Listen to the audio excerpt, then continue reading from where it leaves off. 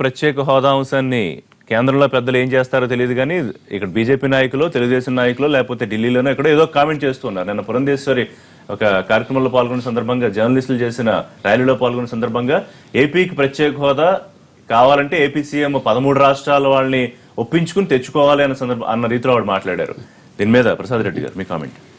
అది ఆవిడ చేసిన వ్యాఖ్య ఖచ్చితంగా బాధ్యతారాహిత్యాన్ని తెలియజేస్తుందండి. ఆవిడ బీజేపీలో ఇంపార్టెంట్ నాయకురాలు, అగ్రస్థాయి నాయకులతో సంబంధాలు ఉన్నాయి. తను చేసి ప్రయత్నం చేయాలి తప్ప ముఖ్యమంత్రి ఏంటంటే ఫెయిల్యూర్ ఏదైనా ఉంటే చంద్రబాబు నాయుడు మీద నెట్టేయడానికి ప్రయత్నం లేదండి. ప్రత్యేక హోదా గురించి ఇంకా పూర్తిగా ఆశ వదులుకోని వాళ్ళు నేను కూడా ఉన్నాను. ప్రత్యేక హోదా ఇంకా వస్తుంది, గుజరాత్ ఒరిస్సా ఎలక్షన్స్ అయిపోయిన సందర్భాల్లో ఎక్కడ వస్తుంది అని నేను ఇంకా విశ్వసిస్తున్నాను. మేబీ ఒకవేళ ఇవ్వకపోతే మాత్రం కాంగ్రెస్ ఎటువంటి ప్రాబ్లం ఫేస్ చేసిందో ఆంధ్రప్రదేశ్లో బీజేపీ కూడా అటువంటి ఫేస్ చేస్తుంది. బీజేపీతో పాటు మిత్రపక్షమైన టీడీపీ కూడా అటువంటి దాని సెగ కొంచెం తగిలే ప్రమాదం ఉందండి ఖచ్చితంగా. కాబట్టి వాళ్ళు పొలిటికల్ హరాకిరికి ఇష్టపడతారు.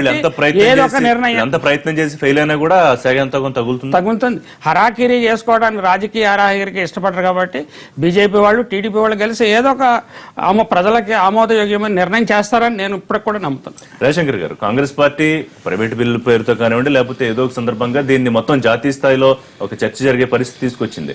మరి ఇవాళ పురంధేశ్వరి గారు చేసిన కామెంట్ ఏంటంటే దాన్ని ఎట్లా అర్థం చేసుకోవాలి అంటే, మేము ఇవ్వం కానీ కేంద్రం మీద అపవాదం రాకుండా అది ముఖ్యమంత్రి గారి మీద ఇంకొకరి మీద తోసేసే ప్రయత్నం అది.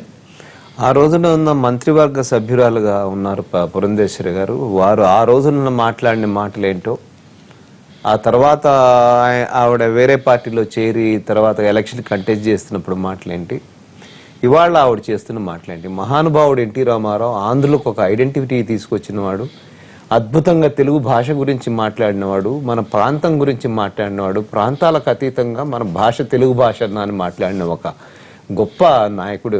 ఆయన కూతురై ఉండి అక్కడ తలుపులేసి లైట్లు ఆఫ్ చేసి జర్నలిస్టులను బయటికి పంపించి బిల్లు పాస్ చేసిన దాంట్లో ఒక భాగస్వామి అయి ఉండి, ఆ రోజున ఈ క్యాబినెట్లో కూర్చుని సంతకం పెట్టి 31 మార్చ్ 2014 ప్రెసిడెంట్కి ఆర్డినెన్స్తో సహా పంపిస్తే, ఆ ఆర్డినెన్స్ లో ఒక పోలవరాన్ని వాటిని వదిలేసి ఆ ముంపు మండలాలను మాత్రమే ఆర్డినెన్స్ పాస్ చేస్తే మాట్లాడకుండా కూర్చున్న పురంధరేశ్వరి గారు ఇవాళ వచ్చి ఇవాళ ఇంతమంది ఇన్ని గోళాలు చేస్తుంటే ఇంత పూర్తిగా అందరూ యాజిటేట్ చేసి చివరికి కాంగ్రెస్ పార్టీ మళ్ళీ ఒక అప్లికేషన్, ఒక్క నిమిషం, రాజీనామాలు ముందు రాజీనామా చేస్తే తప్ప సీట్ ఇవ్వనని చెప్పి వేరే వాళ్ళు చెప్పుంటారు అండి. అది వదిలి వదిలేసేయండి, దాని గురించి మనం మాట్లాడుకోవద్దు.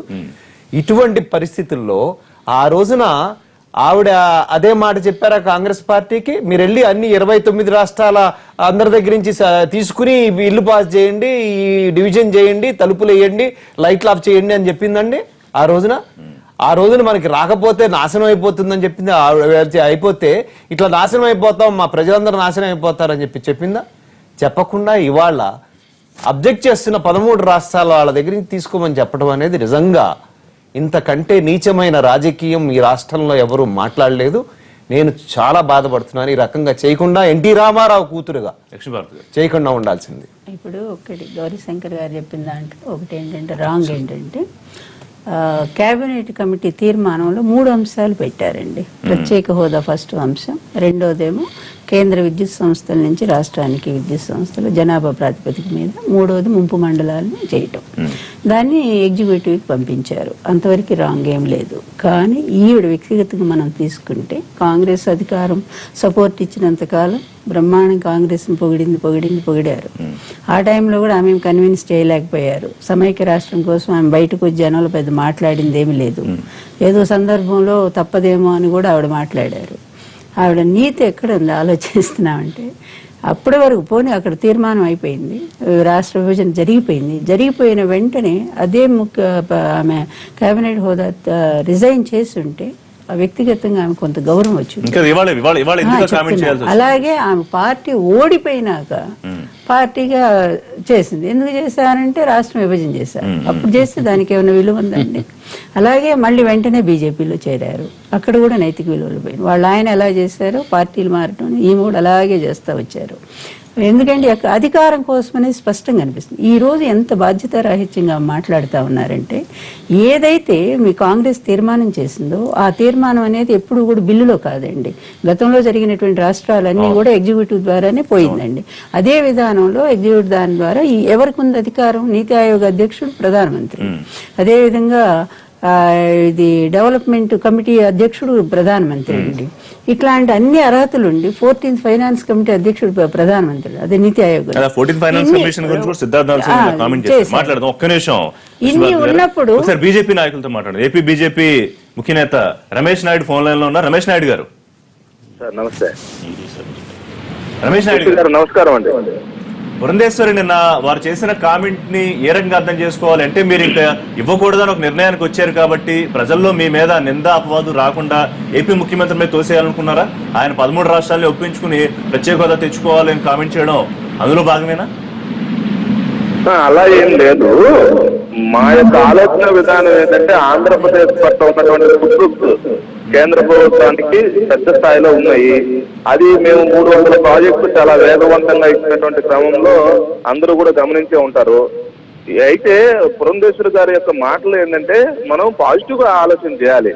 ఆయన కేంద్రంలో ఒక భాగస్వామ్యం కాబట్టి, ఆయన కేంద్రంలో భాగస్వామ్యం అయినటువంటి మిత్రుడు కాబట్టి, అతనికి గతంలో ఎన్డీఏ సమయంలో అలాగే జాతీయ రాజకీయాల్లో చాలా క్రియాశీలకంగా వ్యవహరించినటువంటి వ్యక్తి కాబట్టి, అన్ని రాష్ట్రాలకు సంబంధించినటువంటి వాళ్ళతోటి మంచి పరిచయాలు ఉన్నాయి, మంచి లైజనింగ్ ఉంది. ఆయనకు మంచి రెగ్యులర్ గా వ్యక్తులతోటి రాజకీయ పరమైనటువంటి నేపథ్యంతో అనునిత్యం టచ్ లో ఉంటాడు కాబట్టి, వచ్చేటువంటి అడ్డంకులు అధిగమించడం కోసం ఆయన కూడా బాధ్యత తీసుకుంటే బాగుంటుంది ఆంధ్రప్రదేశ్ ముఖ్యమంత్రిగానే మా యొక్క ఆలోచన.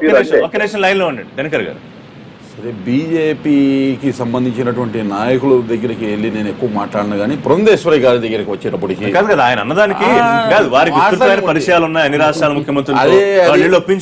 ఇవాళ ప్రత్యేకంగా వాళ్ళు వచ్చి చెప్పక్కర్లేదు విస్తృత పరిచయాలు ఉన్నాయా లేవనేది ఇది జగమెరిగినటువంటి సత్యం. దాని గురించి కాదు చర్చ ఇక్కడ. చంద్రబాబు నాయుడు గారు దేశానికి ప్రధానమంత్రి కాదు, ఆంధ్రప్రదేశ్కి ముఖ్యమంత్రి.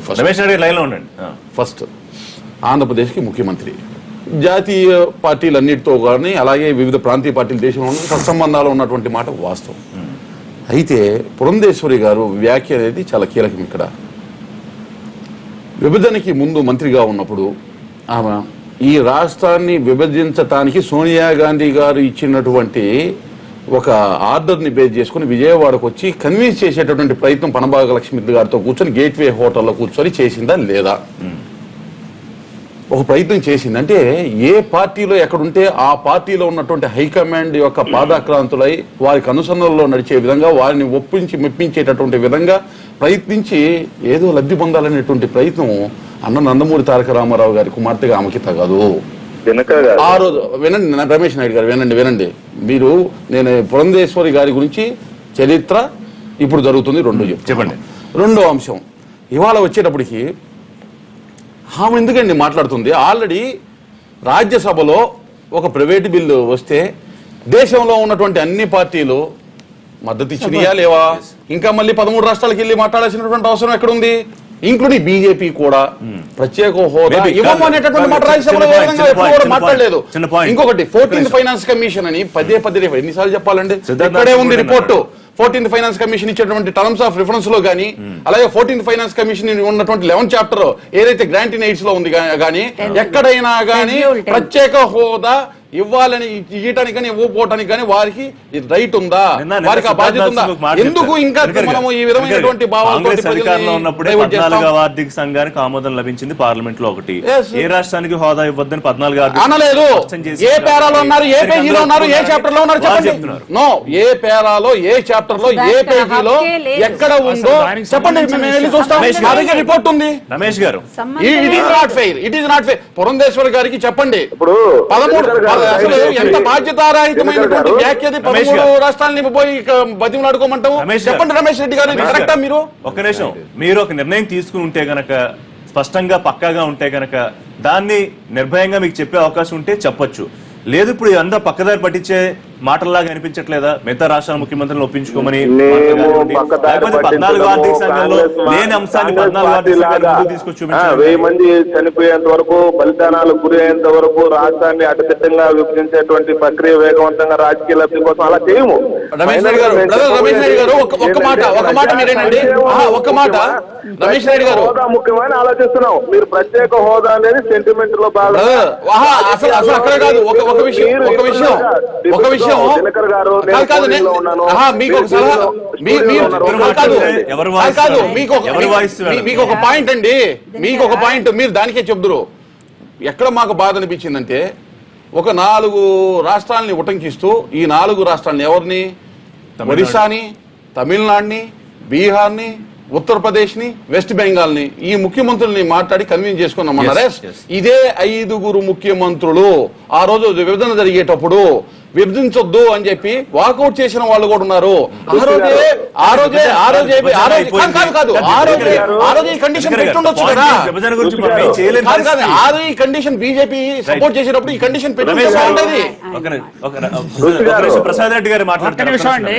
రమేష్ నాయుడు గారు ఏం చెప్తున్నారంటే, రమేష్ నాయుడు ఒక్క నిమిషం నాయుడు గారు ఉండండి. ఒక్క విషయం ఏంటంటే, పురంధేశ్వరి గారి గురించి ఆయన కామెంట్ చేశారు. దానికి సంబంధించి నేను ఒక విషయం చెప్పాలి తప్పనిసరిగా. దగ్గుబాటి పురంధేశ్వరి గారు కాంగ్రెస్ పార్టీలో కేంద్ర మంత్రిగా ఉన్నటువంటి సమయంలో ఆమె తప్పనిసరిగా ఈ విభజన జరగడం అనేది సత్యము అని చెప్పింది. అయితే ఆంధ్రప్రదేశ్ ప్రజల పట్ల ఏం కావాలో అది అడగాల్సినటువంటి బాధ్యత మన మీద ఉంది ఇప్పటికైనా అని ఆమె నిర్మాణాత్మకమైనటువంటి సూచనలు చేస్తే ఆ పార్టీలో ఉన్నటువంటి నాయకులే దిష్టిబొమ్మలు కాల్చారు ఆమెకి. అంటే పురంధేశ్వరి గారు ఏ పార్టీలో ఉంటే ఆ విధంగా వ్యవహరిస్తారని అన్నటువంటి మాట ఏదైతే ఉందో అది చాలా తప్పిదముగా భావిస్తున్నాము. ఆయన తప్పు మాట్లాడారు దినకర్ గారు. మీ మనసుకు ఆనందంగా ఉండే విధంగా మాట్లాడరండి రమేష్ నాయుడు గారు. ఆమె చేసిన తప్పు ప్రజల యొక్క చెవుల్లో మారుమోగుతుంది. రమేష్ గారు వ్యక్తిగతంగా ఆమెను తీసుకురావద్దు, వ్యక్తిగతంగా ఆమెను కాపాడుకునే ప్రయత్నం చేయొద్దు. ఎందుకు దెబ్బతింటారు? పుత్రికగా చాలా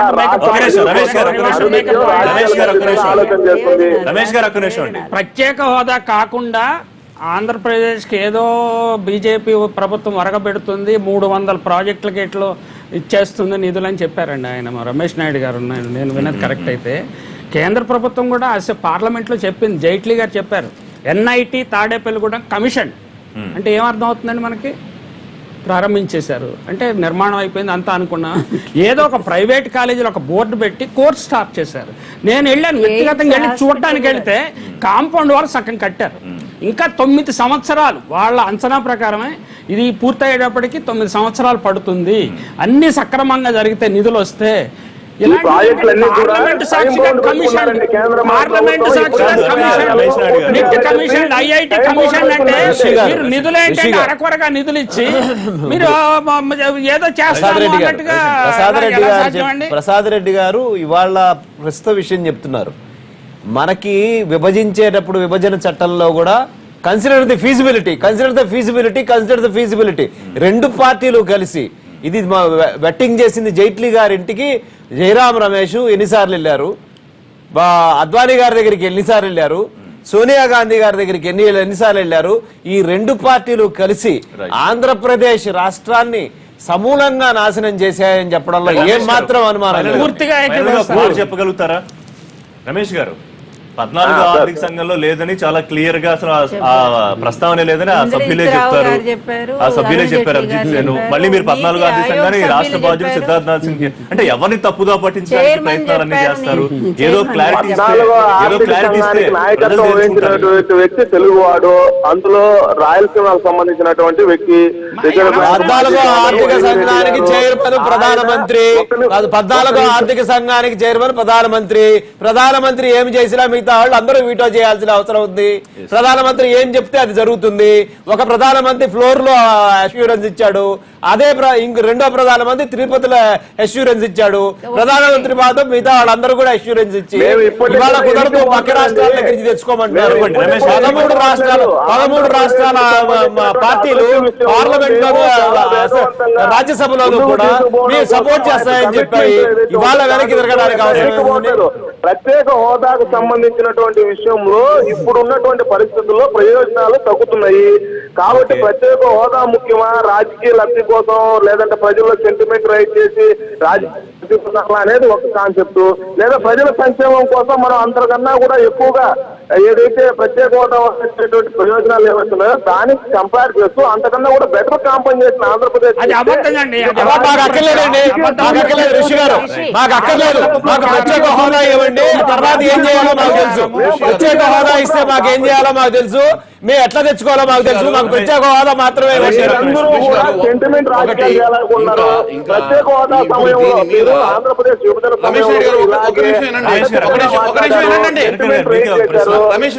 లబ్ధి కోసం అన్ని పార్టీలు ప్రయత్నం చేశాయి.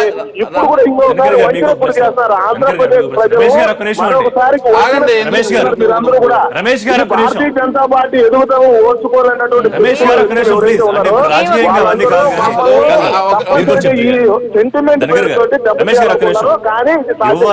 ఇవ్వడం సాధ్యం కాదని ఒక ప్రధానమంత్రి గారు తప్ప ఇప్పటి వరకు అందరూ చెప్పేసిన పరిస్థితి మనం చూసాం. కానీ తెలుగుదేశం పార్టీ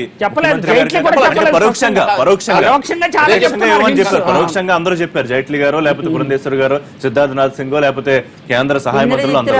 కానీ తెలుగుదేశం పార్టీ ఇంకా తీసుకొస్తాం, ఇంకా ప్రయత్నం చేస్తాం అని చెప్తోంది. వాస్తవానికి బాధ్యత ఉండి చేయగలిగినటువంటి వ్యక్తులు ఎవరు ఇప్పటి వరకు మాట్లాడలేదు. ఎగ్జాంపుల్ ఈ మాట్లాడే ప్రధానమంత్రి ఎగ్జిక్యూటివ్ ఆర్డర్ ఇవ్వగలిగింది, డెసిషన్ తీసుకోగలిగింది. 14 ఫైనాన్స్ కమిషన్ వీళ్ళు రిఫర్ చేస్తారు. ఆ కమిషన్ కి సంబంధించిన రికమెండేషన్స్ మీద కూడా డెసిషన్ తీసుకోవాల్సినటువంటి వ్యక్తి, దానిలో ఏమైనా రాటిఫికేషన్ కావాల్సింటే చేయగలిగినటువంటి వ్యక్తి ప్రధానమంత్రి. ఫస్ట్ అసలు ఆయన దేని మీద మాట్లాడతారు అనుకుంటున్నారు. అక్కడి నుంచి అది ఒకటి ఆయనే మాట్లాడాలి. నెంబర్ 2 వీళ్ళు ఎవరెవరో వచ్చి 13 రాష్ట్రాలతో మాట్లాడండి, 20 రాష్ట్రాలు. అరుణ్ జైట్లీ గారు కానీ, అరుణ్ జైట్లీ గారు, వెంకయ్య నాయుడు గారు, అరుణ్ జైట్లీ గారు కూడా ఎక్కడ ఏమి ఇంత మటుకి దానికి వ్యతిరేకంగా రాజ్యసభలో కూడా అంత చర్చ జరిగినా కానీ ఇప్పుడు వెంకయ్యనాయుడు గారు తెచ్చుకున్నారులేండి. వెంకయ్యనాయుడు గారు పుస్తకం వేసుకున్నారు. ఆయన నేనే చేశాను, నేనే తెచ్చాను, మా అధ్యక్ష 10 సంవత్సరాలు 5 సంవత్సరాలు కాదు అధ్యక్ష.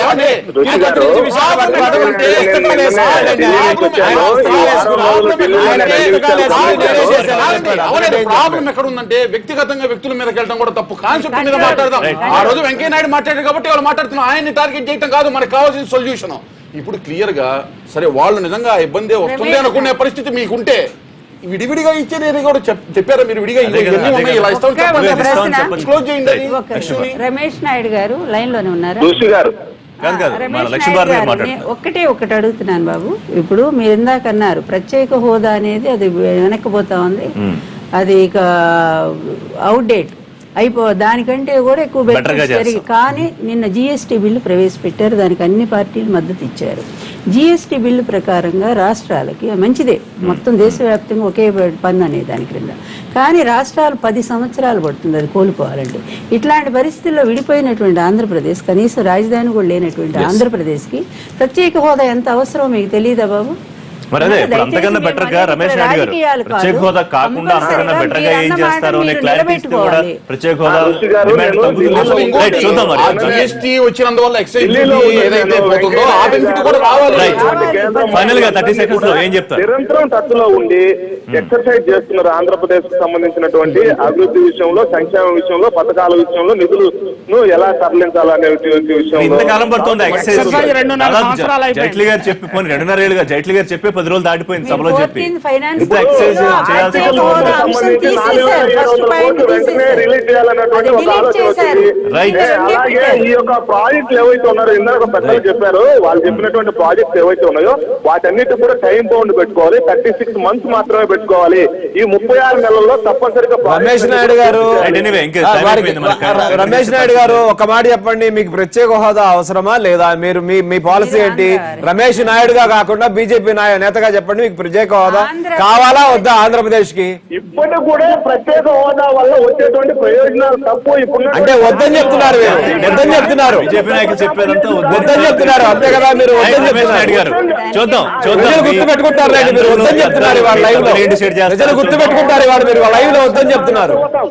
ప్రత్యేక హోదా ఒకటే కావాలని రమేష్ నాయుడు గారు కేటగిరీ స్టేటస్ కావాలి. 2003లో ఉత్తరాఖండ్ హిమాచల్ ప్రదేశ్